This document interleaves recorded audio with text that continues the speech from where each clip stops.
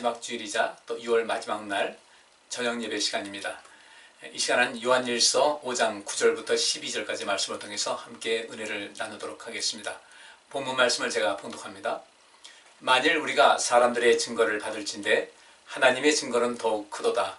하나님의 증거는 이것이니 그 아들에 관하여 증거하신 것이니라. 하나님의 아들을 믿는 자는 자기 안에 증거가 있고 하나님을 믿지 아니하는 자는 하나님을 거짓말하는 자로 만드나니 이는 하나님께서 그 아들에 관하여 증거하신 증거를 믿지 아니하였음이라. 또 증거는 이것이니 하나님이 우리에게 영생을 주신 것과 이 생명이 그의 아들 안에 있는 그것이니라. 아들이 있는 자에게는 생명이 있고 하나님의 아들이 없는 자에게는 생명이 없느니라. 아멘. 오늘 이 말씀은 사도 요한이 예수님께서 하나님의 아들이시고 또 이 세상을 구원하시기 위해 하나님께로부터 보내신 받은 그런 분이라는 것을 증거를 하고 있습니다. 물론 이 사복음서에도 이런 모든 것이 다 기록이 되어 있지만 사도 요한이 이 말씀을 기록할 당시에 여러 이단들이 있었어요. 기독교 초기 공동체가 이제 생겨난 이후에 이단들이 그냥 오래가지 않아서 이단이 많이 생겼습니다. 그러면서 이제 영지주의도 생겨나게 되고 또 예수님께서 육신을 입고 이 땅에 오심을, 곧 예수님께서 하나님의 아들이시지만은 육신을 입고 이 땅에 오셨다는 그 사실 자체를 믿지 못하는 많은 사람들이 있었어요. 특히 유대인들 사이에 그렇게 됐던 것이죠. 그래서 유대인들의 어떤 신앙관이 그랬기 때문에 그런 일이 벌어지게 됐습니다. 오늘 본문 말씀은 예수님께서는 하나님의 아들이시라는 것, 또 하나님의 아들로서 곧 신이신 거죠. 그리고 그분께서는 이 세상을 구원하시기 위한 하나님의 놀라운 그 사랑의 구원 계획 속에서 하나님께로부터 보냄받으신 그런 분이라는 것. 또 여기서 예수님께서는 바로 그런 모든 사실을 하나님께서 증인 되셔서 그것을 증거하고 계시다는 것을 말씀하고 있습니다. 예수님께서 하나님의 아들이신 것과 또 예수님께서 그리스도이신 것을 믿는 것만큼 위대한 일이 없어요. 좀 굉장히 중요한 그런 일인데 오늘날 이런 그 모든 사실이 너무 상투적인 이야기로 흘러가고 있지 않나 하는 그런 아쉬움이 있습니다. 베드로가 예수님을 향해서 주는 그리스도시여 살아계신 하나님의 아들이라고 이렇게 고백을 했을 때 예수님께서는 그를 왜 그렇게 극구 칭찬하셨을까? 그것이 이 구원론의 가장 기본적인 것이 된다는 것이죠. 그래서 예수님께서 하나님의 아들이시라는 것과 또 예수님께서 그렇게 하나님께로부터 보내신 받은 그런 구세주다, 곧 그리스도라는 사실을 믿어야 우리의 삶이 온전해질 수가 있는데 이런 그 근본적인 것에 대한 신뢰가 없게 되면은 우리의 믿음이 상당히 이게 기초가 없는 그런 상태가 되어버리는 것이죠. 그래서 오늘 사도 요한이 말하기를 9절 말씀에 만일 우리가 사람들의 증거를 받을진대 하나님의 증거는 더욱 크도다. 재판정에서 어떤 증인이 나서지 않습니까? 그 증인이 증인 선서를 합니다. 그 증인 선서를 했을 때 그것은 분명히 굉장한 영향력이 있게 돼요. 이렇게 법정에서도 사람들의 증거가 상당한 영향력이 있다 할 때 하나님의 증거는 말할 것이 없다는 거죠. 그러니까 하나님의 증거는 이것이니 곧 그 아들에 관하여 증거하신 것이다. 그 모든 증거가 이 성경 말씀에 나와 있는 것이고요.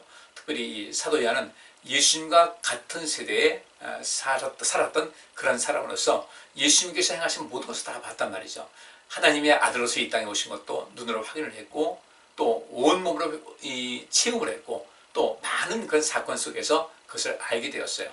그런데 그것을 믿지 못하는 사람들이 있다 보니까 이 구원에 관한 이런 모든 것이 상당히 휘청거리는 그 가운데 있었던 것이죠. 그런 안타까움에서 이 말씀을 증거하고 있는데 그러면 여기 있는 말씀대로 하나님의 증거는 더욱 크도다 이렇게 말씀하고 있지 않습니까? 그렇다면 이 하나님의 증거의 신뢰성은 어떤 것인가? 제가 밑에 그 말씀을 이렇게 기록해놨는데 민수기 23장 19절 말씀 보니까 하나님은 인생이 아니시니 시건치 않으시고 인자가 아니시니 후회가 없이도다. 어찌 그 하신 말을 행치 않으시며 하신 말씀을 실행치 않으시랴 라고 이야기를 하고 있습니다. 하나님은 인생이 아니에요. 우리 사람 같지 않습니다. 그렇기 때문에 하나님은 결코 시건치 않는다. 한 말을 뒤집지 않는다는 얘기예요. 시건치 아니하시고 인자가 아니시기 때문에 우리 인간 같은 그런 존재가 아니시기 때문에 하나님께서 행하시는 일은 완전한 것이고 완전하다 보니까 하나님께는 후회가 없으시다.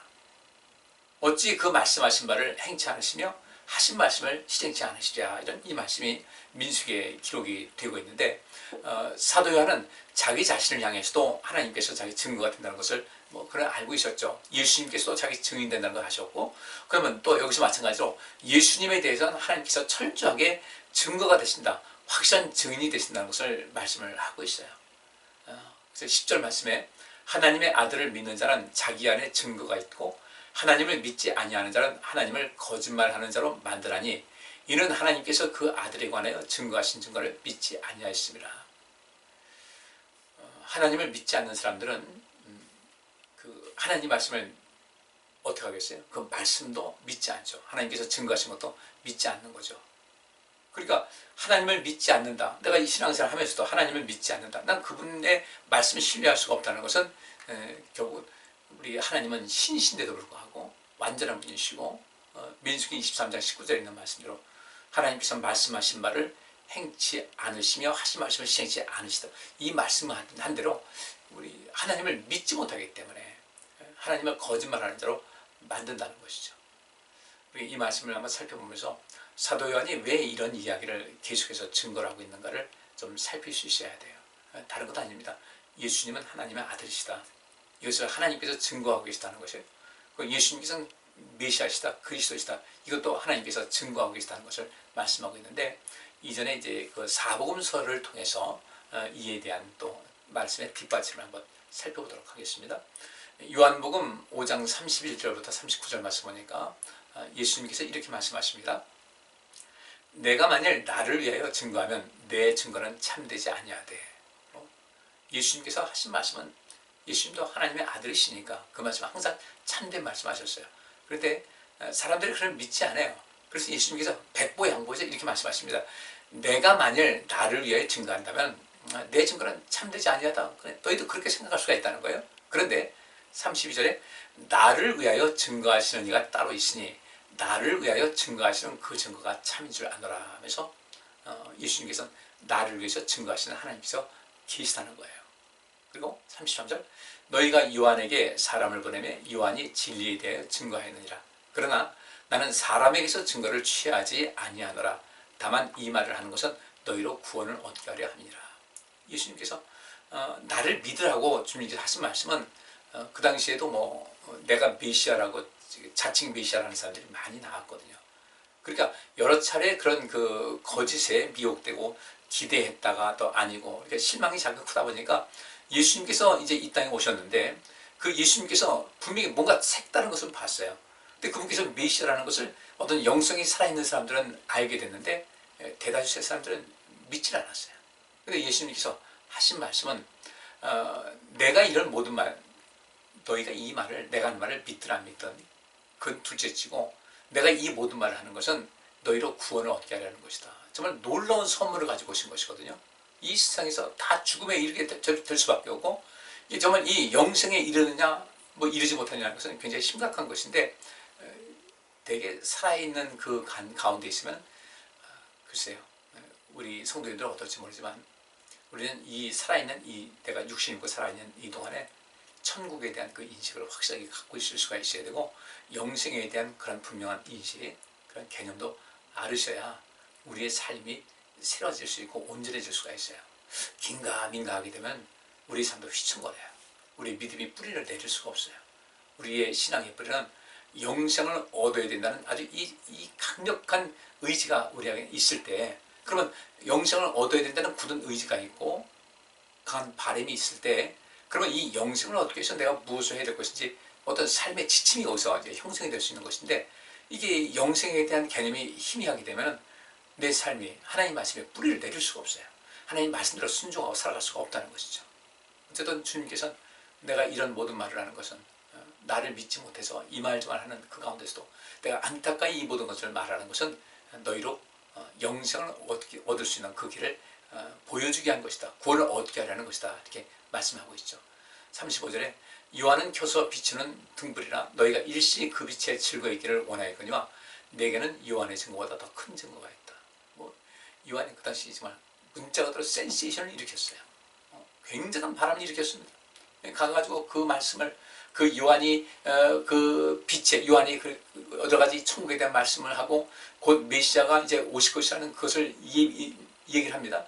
근데 이 요한이 강력한 힘이 있다 보니까 또 이 요한은 그냥 지나가는 어떤 그 독립투사 그런 사람이 아니었거든요.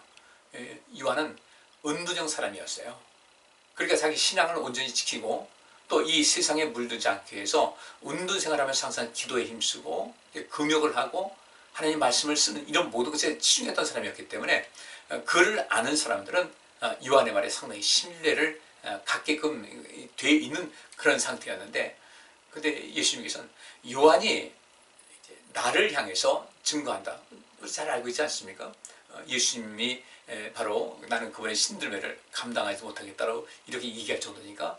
그래서 예수님, 나는 물로 너에게 세례를 주지만 우리 예수님께서는 불과 성령으로 세례를 줄 것이다. 이 말씀을 했던 그 요한.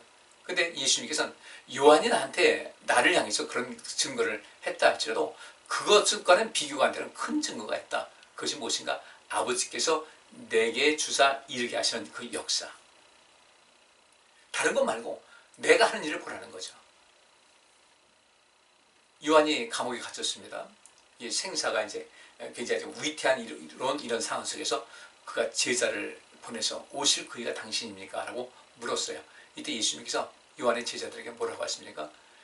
너희가 지금 듣고 보는 바를, 내가 행하는 이런 모든 것, 이런 모든 상황을 듣고 보는 것을 요한에게 전하라, 이 말씀하시죠. 그러면 요한이 이제 그 예수님께서 행하시는 모든 일, 거기서 나타나는 현상, 이 모든 것을 증거했겠죠. 그러면 요한의 영성이라면 이분이 메시아가 분명하다는 것을 알 수 있게 되는 거예요. 나는 요한이 나에게 또 나를 향해서 나를 위해서 증거하는 그런 것, 그것과는 비교할 수 없는 어떤 하나님의 큰 증거가 있다. 나를 증거하시고 나의 증인이 되는 그 역할을 하신 분이 아버지께서 계시다. 그것이 무엇인가? 아버지께서 내게 능력을 주셔서 이루게 하시는 그런 모든 역사, 그 역사가 아버지께서 나를 보내신 것을 또 나를 위해 증거하는 것이다. 나면서부터 소경되었던 그 어떤 청년이 있었죠. 예수님께서 고치셨고, 그 청년은 나중에 눈이 감았을 때, 감겼을 때 예수님 만났어요. 근데 이 눈을 떴을 때 실로암 물가에서 물을 씻고 눈을 앞을 볼 수 있게 됐는데 그때 예수님께서 안 계셨어요. 근데 이 사건이 굉장한 또 그 파장을 일으켰죠. 그 당시 기득권을 주장하는 이런 그 당시 유대교 지도자들, 그들은 긴장할 수밖에 없죠. 자기들의 그 지위가 위태로우니까. 그래서 그 부모를 찾아가서 당신 아들에게 이러이러한 그 체험을 했다고 하는데 사실이냐? 그들이 두렵죠. 사실인데 사실을 말하자니 이들이 또 행패를 부릴 것 같고, 내 아들 클만큼 컸으니까 내 아들에게 가서 물어봐라. 그 눈 뜨게 된 사람한테 갔습니다. 그랬더니 묻습니다. 이 사실이냐? 너 혹시 거짓말하는 거 아니냐? 이제까지 다 볼 수 있었으면서도 못 본 체 하고 있다 이렇게 한 것이 아니냐? 하니까 그 사람이 그렇게 얘기를 하죠. 내가 이제까지 인생을 살아오는 가운데 나면서부터 앞을 못 보던 사람이 볼 수 있다는 이걸 본 적도 없고 들은 적도 없다. 나도 평생 나면서부터 아무것도 보지 못하는 이런 상황 속에서 내가 눈을 뜬 이 상황에서 나도 정말 이게 내 자신을 믿을 수 있는 형편이 아니다. 그런데 이러한 일을 할 수 있는 분이라면 아버지께서 보내신 사람 아니면 누가 이런 일을 할 수 있겠냐, 그죠? 자기도 놀랍다는 거예요. 나도 믿겨지지 않는다는 거죠. 근데 이런 일이 천지를 창조하신 하나님께서 하지 않았다면 어떻게 그렇게 될 수 있는가? 아버지께서 보내신 자가 아니면, 나를 고치신 분이 아버지께서 보내신 분이 아니라면 어떻게 이런 일이 있을 수 있겠냐? 그랬더니 그 유대교 지도자들이 그를 욕설을 퍼붓죠. 이때 예수님께서 이제 그 친구를 찾아가셔서 내가 바로 너의 눈을 고친 자다. 그 속에서 이제 아름다운 대화가 이제 이루어지게 되는데 바로 그런 겁니다. 이 나면서부터 볼 수 없었던 이런 사람이 어느 날 눈을 뜨게 됐다. 그가 말한 대로 아버지께서 보내신 자가 아니면 누가 어떻게 이런 일을 할 수 있겠냐는 그것이 증거라는 거예요. 예수님께서 바로 그 말씀하시는 거예요. 내가 하는 일을 봐라. 그럼 이게 누가 사람이 가히 그렇게 할 수가 있겠냐? 나도 육신을 입고 있는 사람인데 그러면 하나님께서 나를 보내시지 않았다면 내가 하나님의 아들이 아니라면 어떻게 이런 일을 할 수가 있겠냐? 이 말씀을 하시는 거예요. 그러면서 37절에 또한 나를 보내신 아버지께서 친히 나를 위하여 증거하셨느니라. 너희는 아무 때에도 그 음성을 듣지 못하였고 그 형용을 보지 못하였으며 그 말씀이 너희 속에 거하지 아니하니 이는 그의 보내신 자를 믿지 아니함이기 때문에 그렇다 하면서 너희가 성경에서 영생을 얻는 줄 생각하고 성경을 상고하거니와 이 성경이 곧 내게 대하여 증거하는 것이로다 하면서 이 성경에 기록된 것, 그들은 율법을 받아들이지 않습니까? 하나님 말씀이라고 받아들이는데 이 하나님께 주신 이 말씀이, 이 율법이 곧 나에게 대해서 증거하는 것이라고 하면서 그들에게 믿지 못하는 것을 책망하는 것보다는 이들에게 믿음이 있어야 구원을 얻게 되는 것인데 예수님께서는 왜 나를 믿지 못하느냐고, 그렇게 믿음이 없냐고 화를 내시는 것이 아니라 그들이 이런 사실을, 예수님께서 하나님의 아들이시고 하나님께로부터 보냄받은 그런 위치에 있다는 것을 알아야 이들이 구원의 길을 발견할 수 있는데 그것을 발견하지 못하고 늘상 의심만 가득하고 있으니까 주님께서는 안타까워서 이런 말씀을 하시는 거예요. 또 요한복음 10장 34절부터 39절 말씀에 예수께서 가라사대 때 너희 율법에 기록한 바 내가 너희를 신이라 하였노라 하지 아니하느냐. 내가 너희를 신이라 하였노라. 시편 82편에 있는 말씀은 이 재판관에 대해서 하는 이야기예요. 바꿔 말하면 하나님께로부터 신탁된 것이 있습니다. 하나님께서 우리에게 부탁하신 바가 있어요. 우리 청지기들 다 마찬가지죠. 우리 직분 받을 때도 다 똑같이 이렇게 서약을 했습니다. 하나님께서 주신 직분인 것을 믿습니까? 그러니까 아멘 했어요.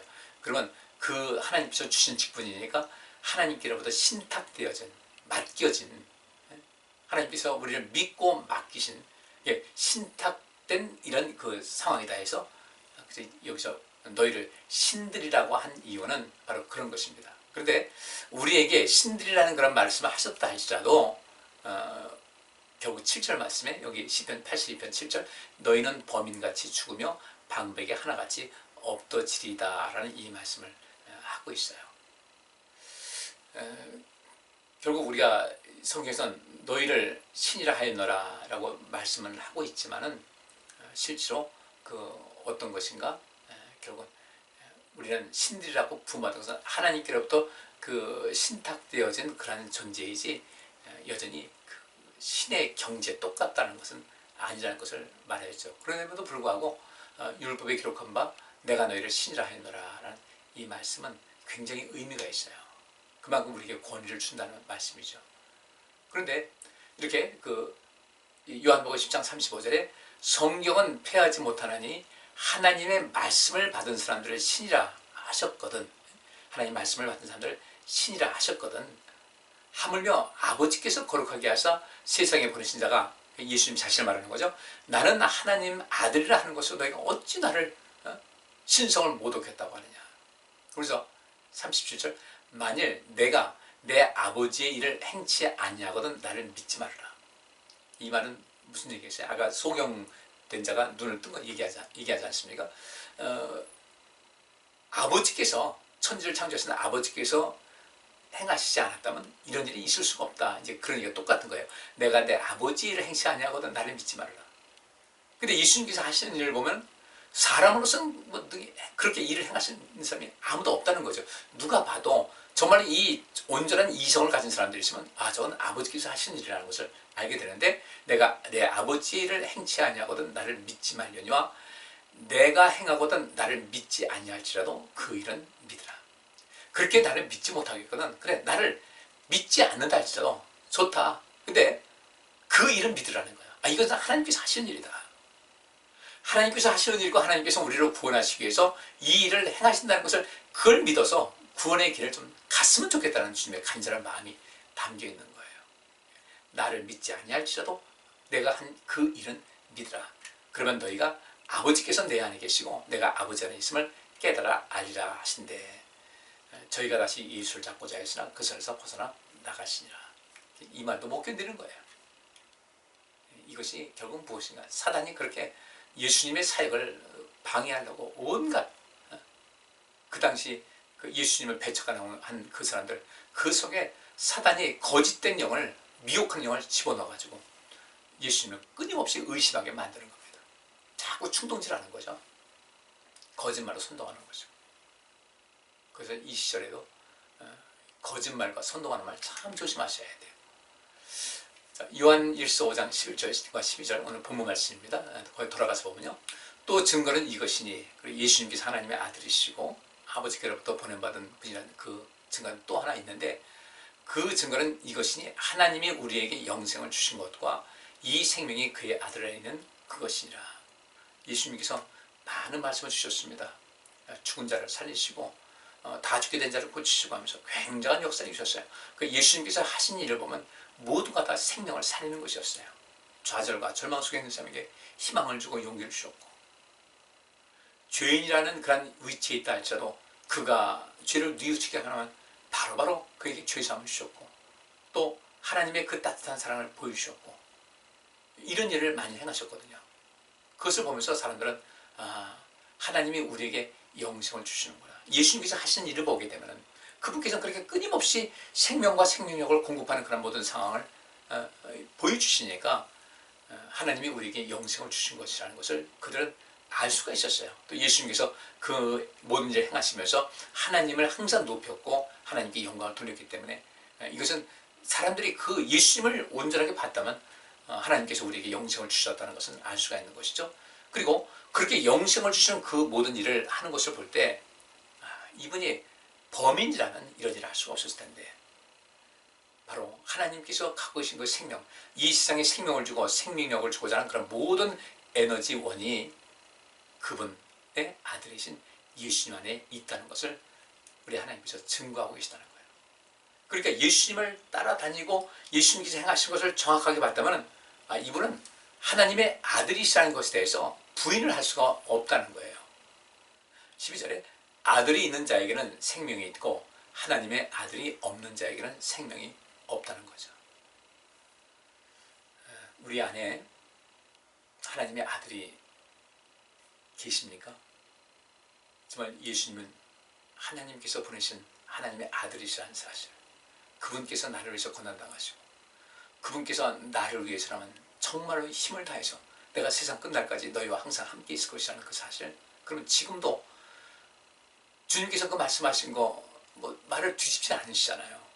그럼 지금도 승천해서 하나님 보좌 우편에 앉아 계시면 세상 끝날까지 우리와 함께 하신다. 내 생명이 다하는 동안 그날까지 우리 주님께서 나와 함께 하신다는 그 사실을 믿을 수 있어야 되죠. 그리고 그것을 믿고 그 믿음 안에서 하나님 말씀을 순종하고 주께서 원하시는 그 생명의 삶, 좁은 문 좁은 길 걷다 보면 하나님께서 때마다 이마다 도우시는 그 손길을 체험하지 않을 수가 없다는 거예요. 근데 그 체험이 왜 안 될까? 우리는 좀 주님과 멀리 떨어져 있는 것은 아닐까. 하나님의 손이 짧아서 우리를 구원하지 못하는 거 아니에요. 결국 내가 멀리 가 있기 때문에. 하나님께서는 그 누군가에게 손을 내미시지만은 그 다음에 무엇입니까? 요한계시록에 그 말씀이잖아요. 내가 너희 문을 두드리니 이 문 두드리는 소리를 듣고 여는 자는 내가 그로 더불어 먹고 그런 나와 더불어 먹을 것이다. 손을 내밀었을 때 우리가 덥석 그분 손을 잡아야 되는데 우리가 그 손을 혹시 안 잡고 있는 것은 아닌가. 우리와 늘 함께 하시거든요. 내 안에 하나님의 아들이 계시다면 그분 말씀에 귀를 기울이겠죠. 그분께서 손 내미실 때 우리는 얼른 가서 손 잡겠죠. 늘 동행하겠죠. 그런데 우리는 그 주님의 손을 외면하는 것은 아닌가. 세상적인 그런 생각과 세상적인 개념에 빠져가지고 우리 안에 하나님의 아들이 안 계신 것은 아닌가. 그런데 내 안에 하나님의 아들이 안 계시다면 여기 그랬잖아요. 하나님의 아들이 없는 자에게는 생명이 없다. 굉장히 심각한 말씀인데 이 심각한 말씀을 심각하게 받아들이지 않는데 큰 문제가 있다는 것이죠. 여러분들 우리가 보통 그러잖아요. 누가 세상 떠났어요. 너무너무 슬퍼요. 이때 옆에서 그를 위로할 때 그래도 사는 사람은 살아야 되잖아. 산다는 것이 그렇게 중요한 거예요. 이 땅의 삶, 이 한시적인 삶을 사는 우리에게도 그런데 영원한 삶을 살아야 그래야 내가 이 땅에 태어난 그 보람이 있고 그 모든 내 권리와 의무와 책임을 다한 가운데 오는 상급인데 우리가 영생이 없으면 안 되잖아요. 그리고 마가복음 16장 15절부터 18절 보니까 또 가라사대 너희는 온 천하에 다니며 만민에게 복음을 전파하라. 이 그리스도께서 내 안에 계시면요, 아들이 내 안에 있으면 쉽게 말하면 신나는 거예요. 신나는 거예요. 때마다 일마다 도우신 손길이 함께 하셨는데 삶의 활력이 넘치게 되는 거죠. 그리고 이 소문을 자연스럽게 내지 않을 수가 없는 거예요. 엊그제도 제가 이제 바나나 지랑한 분들한테 나눠주면서 예수님 믿고 천국 가세요. 구원받으라면 그건 잘 뭔지 모르니까 예수님 믿고 천국 가세요. 굉장히 그들 마음에 와닿는 것이거든요. 그러더니 그것을 이제 받는 분들이 예의 대답을 하는데 모르겠어요. 그 중에 어떤 분이 그 안에서 그 말이 마음에 꽂히는지 아니면 그냥 흘러가지 알지 못하지만 우리가 이 복음의 진수를 알게 되면 우리 가족부터 시작해서 그 주변에 이 복음을 전파하는데 굉장히 큰 역사가 있겠죠. 오늘날 이 시대는 기독교에 대한 그 반감을 한껏 키운 사람들, 정치적인 목적을 이루기 위해서 기독교를 적대시하고 하는 그런 사람들이 기독교를 아주 끄집어 내렸는데, 그런다고 해서 우리 하나님께서 끌려 내려가실 분이 아니잖아요. 그들은 반드시 심판받을 겁니다. 우리는 하나님의 영광을 위해서 열심히 일을 하셔야 돼요. 근데 이런 사회 분위기 속에서 중요한 것은 우리 가족들을 주님께로 인도하는 것, 정말 중요하죠. 그러기 위해서는 오늘 이 본문 말씀, 하나님께서 왜 예수님을 이 땅에 보내셨는지, 왜 그렇게 예수님을 통해서 그런 많은 일을 행하셨는지를 알아야 돼요. 생명 때문에 그러는데, 근데 복음을 전파라고 하실 때 단순히 복음 전파해야 하는 것이 아니라 내가 너희들에게 이런 능력을 줄게 라고 주님께서 말씀하신 거예요. 예수님을 이 땅에 보내실 때 하나님께서는 예수님에게 그 모든 능력을 주셨어요. 그렇기 때문에 온갖 생명사역을 잘 감당하셨는데 너희는 온 천에 다니며 만민에게 복음을 전파하라. 그러면서 이 복음을 전파하는 그런 사람들에게 16절 보니까 믿고 세례를 받는 사람은 구원을 얻을 것이요 믿지 않는 사람은 정죄를 받을 것이다. 그러니까 이것을 예수님께서 하나님의 아들이신 것과 그분께서 메시아라는 사실을 믿고 세례를 받는 사람은 구원을 얻는데 그렇지 않은 사람은 정죄를 얻을 것이다. 그럼 우리가 믿고 세례를 받는 그런 위치에 외형적으로 있지 않습니까? 그럼 우리가 구원을 얻었다. 그러면 구원 얻은 사람들에게 어떻게 될 것인가? 우리가 그것을 믿었다 이거예요. 17절 믿는 자들에게는 예수님께서 하나님의 아들이신 것과 그분께서 메시아로 이 땅에서 나의 생명을 구원하신 나의 생명의 은인이라는 것을 믿고 그분을 위해서 인생을 살아간다면 이런 믿는 자들에게는 이런 표적이 따르는데 곧 저희가 내 이름으로 귀신을 쫓아내며 새 방언을 말하며 뱀을 집으며 무슨 독을 마실지라도 해를 받지 아니하며 병든 사람에게 손을 얹은즉 나으리라 하시더라. 이러한 놀라운 역사가 나타나게 되니까 예수님께서 이런 일을 행하시니까 많은 사람이 쫓은 것 같이 우리에게도 그런 일을 행한다 할 때 많은 사람들이 하나님께로 나올 수가 있겠죠. 이것을 우리 교회 안에서부터 행하자는 겁니다. 서로가 서로를 위해서 기도해주고 힘써주는 가운데 함께 귀신을 쫓아내고 새 방언을 말하고, 새 방언이 무엇이겠어요? 이것도 온 세계에 복음을 전파하는 것도 있지만 새로운 방언, 그 언어를 통해서 우리 삶에 활력을 얻는 것인데 서로가 서로에게 용기를 주고 격려하고 칭찬하고 용기 주고 이런 모든 말을 해서 어떤 생명력 있는 삶의 그런 분위기를 만들어가고 뱀을 짚는다. 사단을 말하는 거죠. 뱀을 짚어서 순하게 딱 해서 꼼짝 못하게 하고 무슨 독을 마실지라도 해를 받지 않고 믿음 있는 사람들은요 그렇게 상처 오래 받지 않습니다. 그러려니 하지. 때로는 불의에 대해서 분노할 수 있어요. 거룩한 분노. 근데 제가 자주 말씀드리는 대로 상처 이론에 12개도 안 하는 거예요. 그건 우리가 상처를 준다고 할 때 노하고 받아들이지 말아야 돼요. 어떤 경우에도 독을 마실지라도 해를 받지 않는 삶, 병든 사람에게 손을 얹으면 나으리라 하시더라. 우리가 서로가 서로를 위해서 기도해서 그 연약함에서 강건함으로 변화되는 이런 삶을 이끌어가는 이 아름다운 그리스도 안에서의 공동체를 이루는 이것이 결국 우리 안에 믿음을 함께 키우시는 그런 조건이 된다는 것을 말하고 있어요. 우리 서로가 서로에게 증거가 되어서 주 앞에 영광 드리고 우리 삶을 더욱더 힘있게 만들 수 있기를 원합니다. 마지막에 요한복음 3장 36절 보니까 아들을 믿는 자는 영생이 있고 아들을 순종치 아니하는 자는 영생을 보지 못하고 도리어 하나님의 진노가 그 위에 머물러 있느니라. 아들을 믿는 자는 영생이 있는데 아들을 믿는다고 하면서 그 아들을 순종치 아니하면 영생을 보지 못한다는 거예요. 그래서 제가 구원은 완성되어진 것이 아니라 마지막까지 갔을 때 그 모습을 보는 거예요. 우리 신앙생활 건강하게 합리적으로 건전하게 해서 매일매일 우리가 서로가 서로를 볼 때 흐뭇해하고 기뻐하고 감사하고 서로 함께 기뻐하는, 서로 이렇게 격려할 수 있고 함께 승리할 수 있는 그런 삶을 살아갈 수 있기를 원합니다. 그러기 위해서는 예수님께서는 하나님의 아들로서, 하나님의 아들이시만 그 귀하신 신분으로서 우리를 살리기 위해서 낮고 낮은 이 세상에 오신 분이시다. 그분께서는 나를 살리기 위해서 모진 고통과 고문당하시고 십자가에 못 박혀 죽으셨다. 그러다 3일 만에 다시 살아나셔서 우리에게 부활의 산소망이 되셨다는 사실을 굳게 믿으셔서 우리 삶의 가장 근본적인 이것이 그 예수 그리스도를 믿는 참된 그 믿음의 바탕에서 굳건히 설 수 있기를 간절히 바랍니다. 기도합니다. 하나님 감사합니다. 저희들 더욱더 온전케 하여 주옵소서. 예수님께서 하나님의 아들이시고 또 그리스도이심을 우리가 분명히 믿어서 우리의 신앙의 정체성이 확고하게 하여 주옵시고 매일매일 살아나는 역사, 매일매일 거듭나고 매일매일 새로워지는 귀한 삶의 역사를 이룰 수 있도록 도와주옵소서. 우리가 그렇게 걷겠습니다. 때로 지쳐서 우리가 낙심될 때 하나님 용기 주시고 능력을 덧입혀 주옵소서. 예수 그리스도 이름으로 기도합나이다. 아멘.